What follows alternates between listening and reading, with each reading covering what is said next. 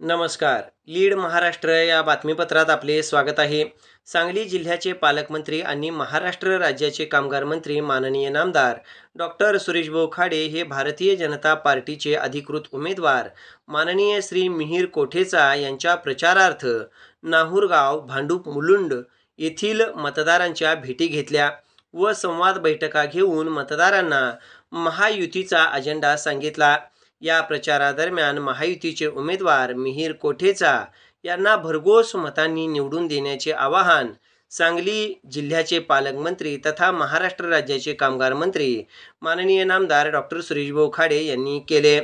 सांगली लोकसभा मतदारसंघामध्ये संजय काका पाटील यांच्या प्रचारार्थ जिल्ह्याचे पालकमंत्री आणि महाराष्ट्र राज्याचे कामगार मंत्री डॉक्टर सुरेशभाऊ खाडे यांनी प्रचाराचा झंझावात लावला होता आणि महायुतीचे खासदार संजय काका पाटील यांना जास्तीत जास्त मताधिक्य कसे देता येईल याचा प्रयत्न केला होता.